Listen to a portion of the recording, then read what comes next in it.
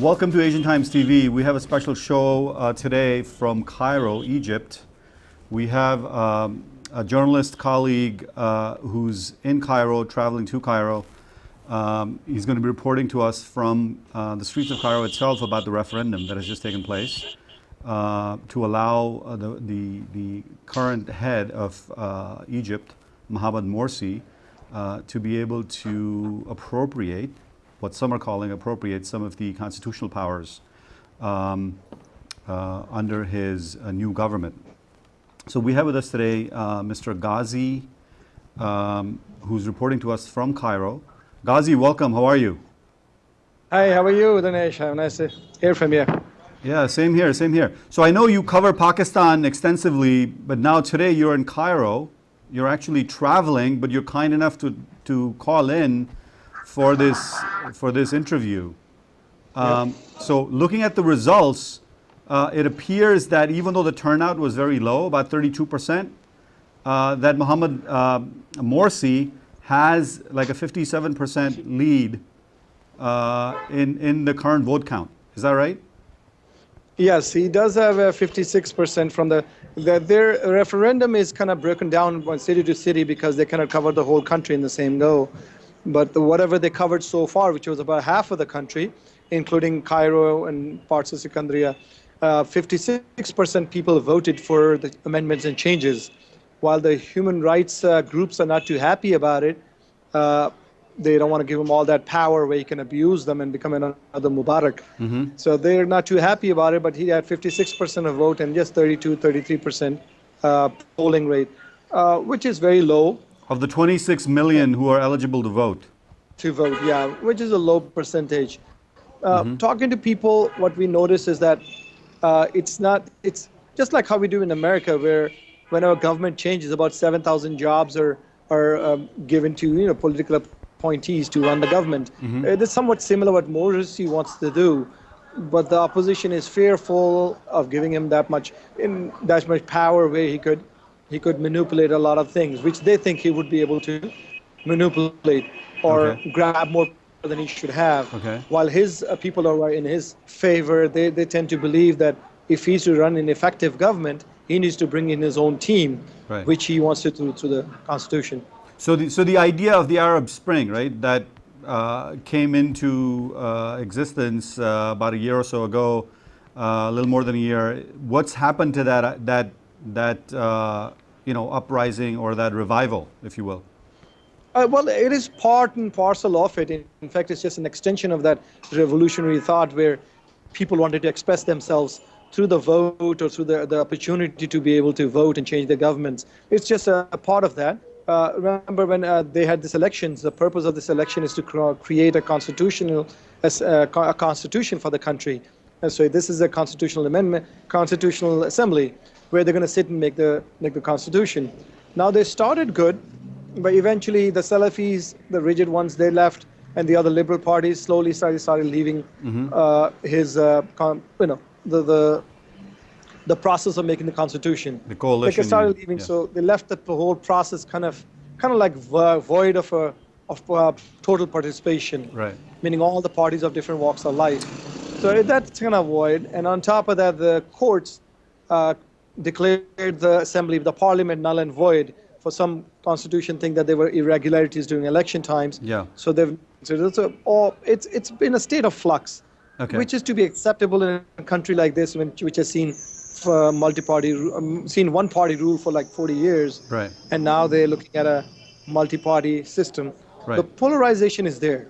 Okay. So what happened to the liberal wing of his coalition? Is that completely broken off and is against him at this point, or what?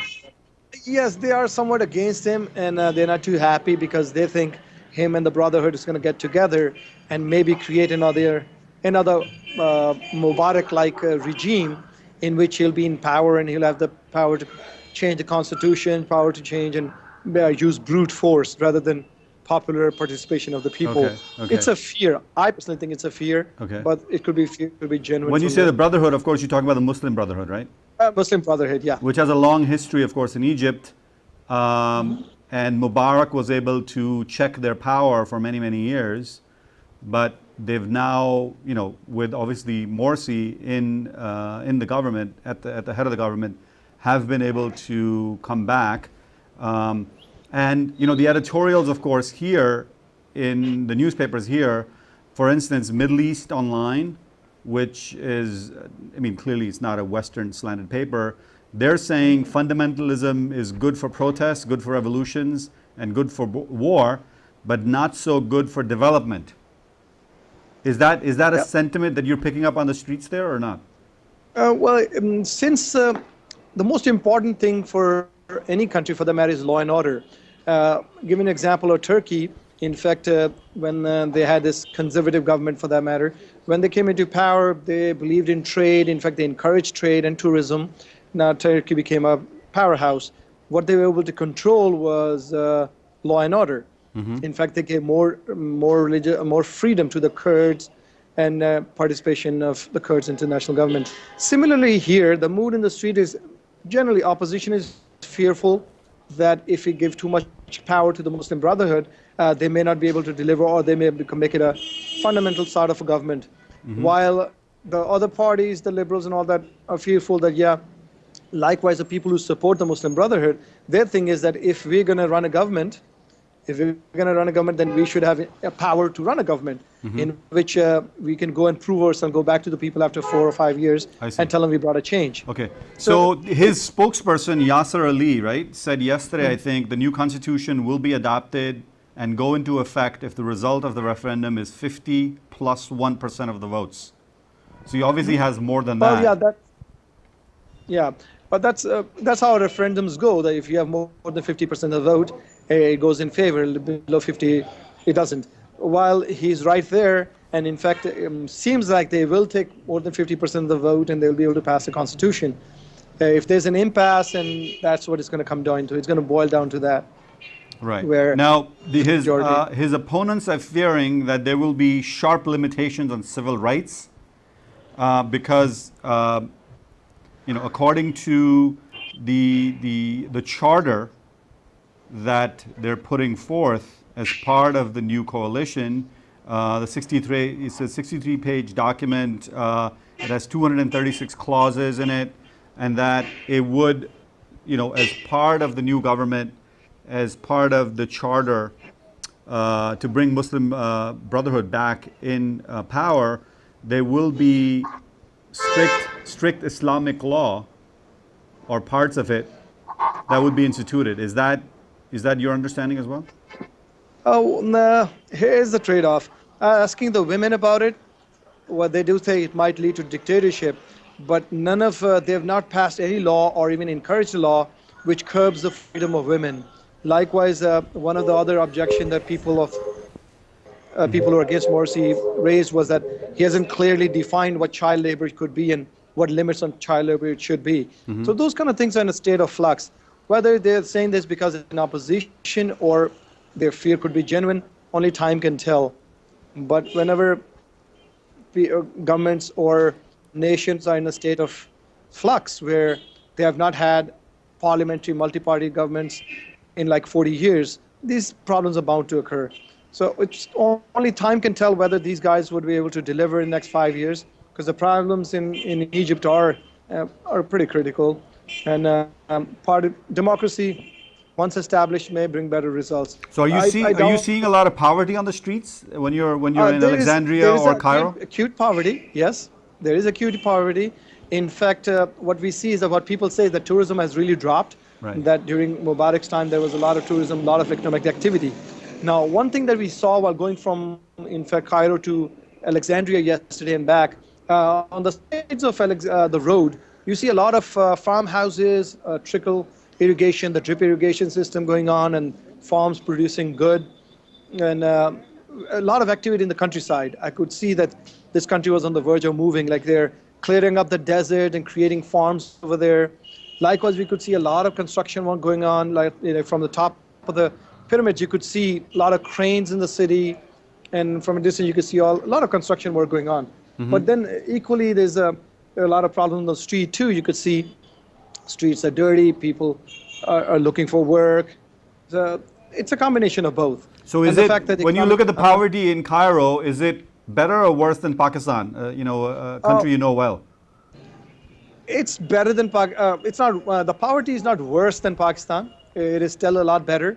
But then, remember they have 90 million people. Pakistan is 188 million people. Right. And there's a war going on in Pakistan. There's actually war against terror going on, which is not the case here. Here, I guess their war is to find direction for themselves as a nation. No, but of course, Pakistan has had better days, right? I mean, of course. with PPP and other governments in power. Of course, the situation is now, more difficult in Pakistan, of course, right? So earlier you were talking about how the women are responding to it, and you were kind of describing what the women are feeling and what they're kind of wearing, what their mannerism is. So tell me a little bit more about that. Yeah, well, yes, that's something we noticed here, and we were very impressed. That you see a lot of couples walking around, holding hands, young ones, old ones. Like coming from Pakistan, whenever you see a young couple walking around, people give them nasty stares as if public display of affection is not encouraged or somehow frowned upon. But here, while most of the women are wearing hijabs, you seldom see their hair. Maybe 5% women walk about without covering their hair. Mm-hmm. And while the hijab is very popular, but the niqab, the veil that covers the face, is very unpopular. You seldom see somebody, maybe 1% of the society wears the niqab, which is very rare you see somebody covering their face. Right. The face is visible. Now, regarding couples dating, it seems very common. Seems like, there are couples on the street walking about, sitting romantically, holding hands, covering as if they're walking with an embrace. Yeah. Very common and very acceptable form here. Ghazi, move the camera, move your picture in the middle a bit. Yeah, okay, you were going off the camera there a little bit. Okay. I'm sorry about that. So you're saying there's a lot of freedoms that the average Egyptian couple or women, for instance, and young men are enjoying. Is that what you're saying? Yes. There's a lot of that, which is nobody stares at them. Nobody look at the women or men. So it's pretty liberal comparatively. Compared to the rest of the Muslim world, I would say, or maybe Pakistan, if I'm comparing it to Pakistan. Yeah. It seems very, these guys are pretty egalitarian as a society. Well, Pakistan, of course, has become more Talibanized, right? In the influence. Even if it wasn't, it was the same case there. Somehow, it's a subcontinent thing to stare. Here, people don't stare at anybody. Right. And they're very egalitarian and liberal in certain ways. It's a religious society. Right. It's a deeply religious society, but somehow there's some qualities in them too. Right. And of course, the education level is high, right, among women, and they speak fluent English. And a lot of them are professional, educated, even though they may be not working, at least from the footage, at least that we saw earlier from Tahrir Square and elsewhere, it seemed that the women were very well spoken. Yes, one thing we have noticed in the morning time is that, you see them hustling to work. They manage the tourist industry. They are guides of women, and they run shops here. You've seen them. I haven't seen anybody running a cab, but they drive cars and everything. They're pretty much in their businesses. Okay. Side street, you see there's kiosks, women sitting there selling food stuff or handicraft stuff and everything. So it's not that there's any curb on their working. I haven't seen that, or it's discouraged or anything. That is not there. Okay. There's those things that we would have thought in a conservative society is not there. So it's a combination where the society is pretty egalitarian in a lot of things. Economically, women are participating in a lot of things. And then the fact that they're out and dating and about and having fun, nobody stops them. In fact, we were at a hotel, one of these, I forgot, soft something hotel, Softel. And there was an Egyptian lady. She had married a guy from Norway. We talked to them, and she was wearing very, I would say, provocative clothes. She was a mother, so she was wearing a skirt and a low-cut dress. And again, she wasn't getting any stares either. But then, of course, I guess maybe if they're with their husband and everything, people don't do that here. Right. But it seems like a very egalitarian society. No, the unemployment. At the same time. Yeah, the unemployment among the young men, though, is very high, right? Yes, that's unfortunate because of the economic activity has slowed down since the fall of Mubarak. In fact, the law and order is also bleak because of the fall of Mubarak. I guess they were running. You hardly see cops on the roads. Very few cops. Like judging from 30 years ago, we were as kids. We came to Egypt 30 years ago, and back then the presence of cops and the military was very very common in the city, in downtown area. Okay. You don't see them in the city at all. Okay. You hardly see cops. You hardly see a problem. But then, our experience, because we got into an accident yesterday. Yeah. And then we asked the driver, because of course it was the other guy's fault. You could tell the guy was drunk. So I asked him what's going to happen now, take pictures and everything. He said, no, this is Egypt. Nothing like that happens. Basically what's going to happen is every man for himself. Whatever my damage is, I'm going to have to pay. Whatever his damage is, he has to pay. And then it doesn't matter whose fault it is. Basically, it's every man, every person for itself. I see. And so it's a law and order issue. It's a lot of issues. No insurance rules. Right. And the fact that yesterday we didn't get robbed, but we saw a highway robbery right in front of us. It just happened right in front of us. We had just stopped there was some issue with the fan of the car, and our driver stopped, and we heard the first gunfire. Apparently some Bedouin had come over from the villages.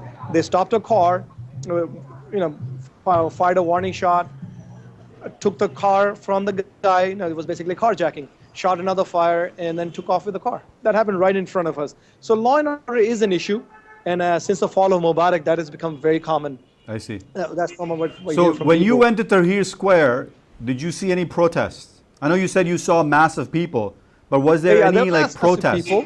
It was like a protest. Well, they've been sitting there for a while now to register their protests. But generally, it's not a massive protest, not the kinds we saw on TV to oust Mubarak, not those level of protests. So are you predicting the transition is going to be smooth after the referendum is kind of etched in stone? Well, it's going to be. I don't think too many people are going to be mobilized there, because from what we saw was that most of the young people, 20s, I would say, are in the favor of Morsi, while people of the older generation, they're pro-opposition. They may have different factions. So you're looking at basically maybe a little more than half of the people supporting Morsi, while the rest of them who are against are all different parties and different factions. So I would say a chunk of people are supporting Morsi. So what we deduce by asking people. So what about the sentiments towards America now? Did you talk to anybody? I know you said you spoke with some journalists. Did you pick up anything in terms of sentiments towards America or anti-American sentiments? There are no anti-American sentiments. No, from what we noticed, that in fact everybody loves America. They talk about dollars. They talk about there's no anti-Americanism from what we've gathered. So I'm surprised why there was a travel alert, because the economy depends on the tourism dollar that comes into America, and a huge amount of those people that come here are Americans. So there isn't an anti-Americanism or anybody said anything against America. That never happened. In fact, they were liked upon, and probably because from what we see is that when Mubarak was ousted, America stayed neutral. So those kind of things kind of helped. So I personally didn't feel any anti-Americanism. In fact, I saw the opposite. Mm-hmm. And what about feelings towards Europe, like the French or the German or any of the NATO allies? You see anything or hear anything, around those lines? German, French, and all the Europeans, in fact, people generally, that the economy depends on tourism. So what happens is that most of the people, they are very encouraging. They encourage tourists to come here. Of course, they try to sell whatever they can. But generally what I see is that they are very, very welcoming to the tourists. Mm-hmm. Perhaps because they know their survival or their economy depends on it. Right. So what I can gather, there was no anti-Americanism and nothing anti-Western. In fact, once we were coming from the pyramids, we saw about 5 foreign tourists. You could tell they were Caucasian, blonde hair and everything, going on bicycles, just generally enjoying themselves. Mm-hmm. So it's not much of a law and order issue within Cairo or in the surrounding. But outside Cairo, perhaps there is a problem. And that too, criminal element, not the religious element. The criminal element is a problem. Okay. So what about any kind of issues with, let's say, the rest of the Middle East? Now, that Egypt is coming into its own. A referendum is going to go through. Muslim Brotherhood probably is going to take a strong lead in terms of forming the government and moving the country forward. What are the Egyptians feeling about the rest of the Middle East? Well, Middle East, they of course, they always feel they're the leaders of the Middle East, and rightfully so, because they do have the biggest middle class in the Middle East, highly educated and highly, I would say, dynamic middle class. A lot of engineers, doctors, and all, women and men. So they pretty much would like to lead the Middle East, which they would eventually. But my feeling for this country is, as long as democracy survives here and there are regular elections every 5 years, it's going to get better. It's not going to get worse. So there's no chance of Egypt disintegrating like Somalia or anything. In fact, it'll actually get better like Turkey or Indonesia or something. What my feel is of the Middle East. I see. But as long as there's a viable democracy, which I think would come because of the fact that once the Tahrir Square thing mobilized people, as long as people start getting the feel of democracy, it's very hard to roll back the clock. The same thing I feel for Egypt, that the time has come, and regardless of the referendums and all this difference of opinion and dissent, they're eventually going to bounce back as a nation and do really well. So you're not fearing for the worst, like Egypt kind of becoming something like Pakistan. In fact, on the contrary, I think it's going to be better. It's going to get a lot better every passing year. So in the few minutes I have, now that I have you on the Skype here, what's going on in Pakistan? What is your latest update for us from South Asia, if anything? Well, Pakistan's going to have an election next year. It's going to be an election year. So parties are all gearing up, and they're gearing up to win the elections, of course. While People's Party thinks that they're going to go to the people with the fact that they had these couple of security net programs for the poor, and they had a war to fight because before People's Party took power, the terrorists, Taliban, were about 60 miles away from Islamabad. They had actually taken over a whole district. So now what People's Party says is that we pushed them out of the main cities. We pushed them all to a very small corner in the frontier where they're going to be pushed out the next phase. And secondly, they said that Pakistan was about to default, and they brought Pakistan out of default and brought into a viable, I won't say they're not yet out of the loop yet, but they're still a lot better. And they claim that, and they rightfully claim that their exports have gone to $25 billion, which is the highest ever. Their revenues have doubled since the last 5 years. And they're exporting wheat, rice, pulses and all that. Those are the claims they go for, that those things we have done for the people and we've done good. On the other hand, chronic electric shortages, chronic shortages of energy, and the fact that they brought in a new amendment and started giving rights to the provinces, those kind of things are going to definitely be a factor that's going to play in the next elections. Because Pakistan is also in a state of transition where people are slowly getting the feel of democracy. In fact, while it comes to Pakistani media, it's very vibrant media, very aggressive media, which I'm sure is never going to have military rule or one-party rule ever come back to that nation. And the Pakistani politicians, too, in the last 5 years, have learned to live with each other, learned to dissent and disagree without being violently disagreeable. So they've come a long way.